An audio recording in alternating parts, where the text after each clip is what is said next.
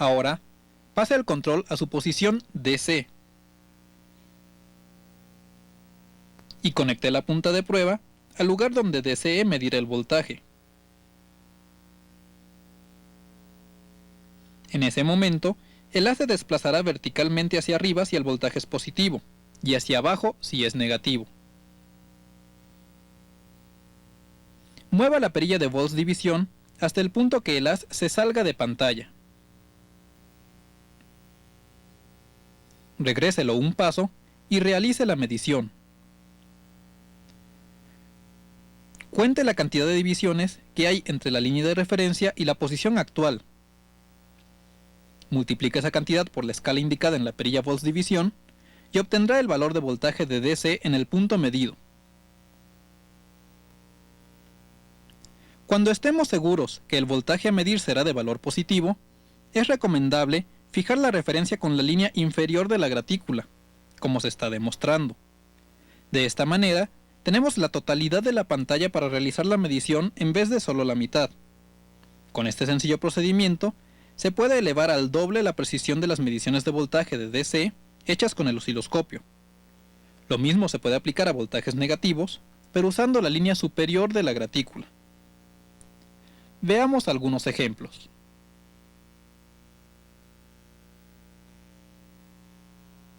En este momento, se va a medir un voltaje que no se sabe si es positivo o negativo.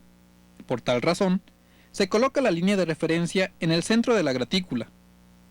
Se pone la perilla volts división en una posición razonablemente alta, digamos 5 volts división. Se coloca el interruptor en la posición DC y se coloca la punta de prueba en el lugar de interés.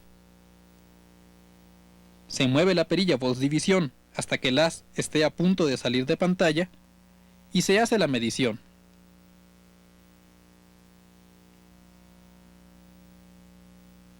En este caso, se tienen menos 3.1 divisiones verticales.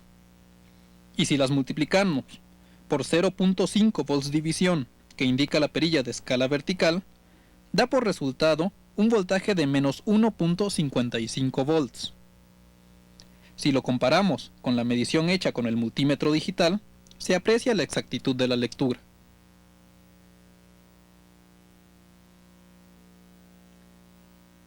Cuando estamos seguros que el voltaje a medir es positivo, la línea de referencia se fija en la parte inferior de la gratícula, como se ve en este momento. Ahora, con el interruptor en posición DC, se lleva la punta de prueba al punto deseado y mueva la perilla volts división hasta que el haz casi salga de la pantalla.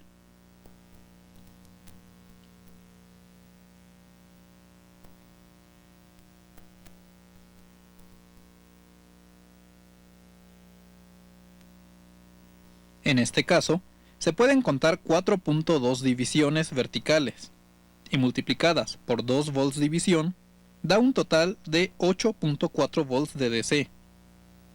Véase la comparación de esta medida con la realizada con un multímetro digital.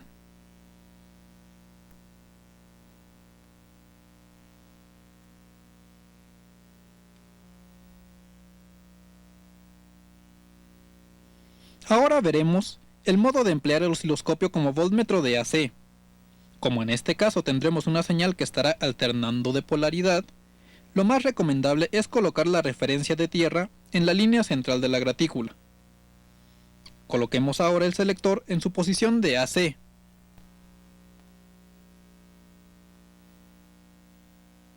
Y coloquemos la punta de prueba en el punto que queramos medir. En ese momento, aparece la señal en la pantalla. Moviendo la perilla de volts división, se logra que dicha señal abarque la mayor parte de la pantalla.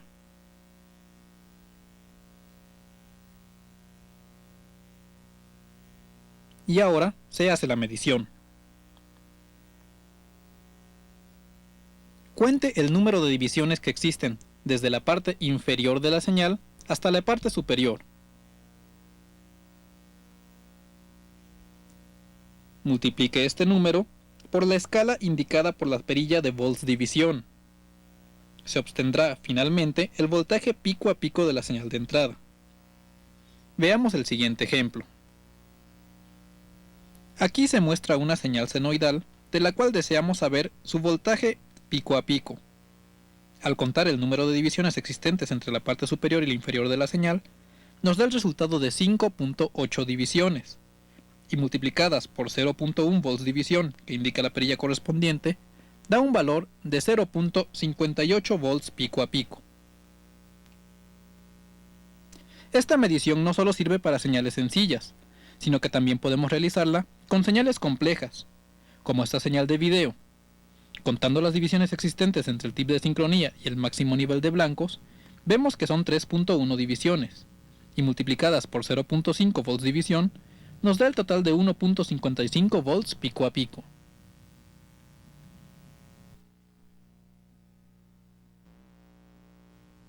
Por lo que respecta a las mediciones de frecuencia, lo más recomendable es hacerlas con el selector vertical en la posición de AC y con la referencia en la línea central de la gratícula. En este caso, lo que se debe medir es el número de divisiones existentes entre dos puntos de la señal medidos de manera horizontal. Para lograr la medición más exacta posible, se moverá la perilla de tiempo división hasta que un ciclo abarque la mayor parte de la pantalla. Una vez contadas las divisiones existentes entre puntos idénticos de la señal, se multiplica por el valor indicado en la perilla de tiempo división, con lo que se obtendrá un valor de tiempo equivalente al periodo de la señal. Finalmente, se saca el recíproco de este periodo y se obtiene la frecuencia de la señal medida. Repasaremos estos pasos sobre un ejemplo real.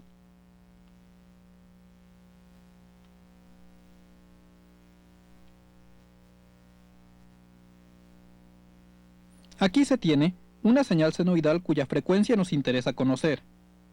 Siguiendo los pasos marcados, se mueve la perilla de tiempo división hasta que un ciclo abarque la mayor parte de la pantalla.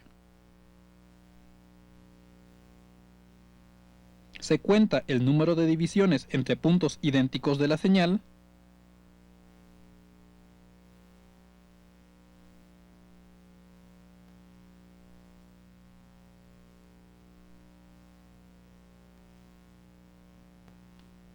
y nos da por resultado 5 divisiones. Al multiplicar este valor por 0.1 milisegundos por división indicados en la perilla de barrido horizontal, da por resultado un periodo de 0.5 milisegundos. Finalmente, al sacar el recíproco de este valor, se obtiene una frecuencia de 2000 Hz, que es lo que nos interesa. Comparando este valor con el obtenido con el frecuencímetro, se puede notar la exactitud de la medida.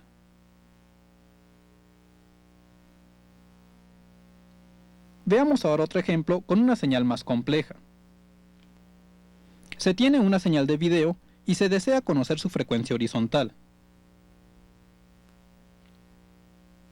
Giramos la perilla de barrido horizontal hasta que una línea ocupe la mayor parte de la pantalla y se mide el número de divisiones existentes entre puntos idénticos. Si se tienen 6.3 divisiones y la perilla de barrido horizontal indica 10 microsegundos por división, se obtiene un periodo de 60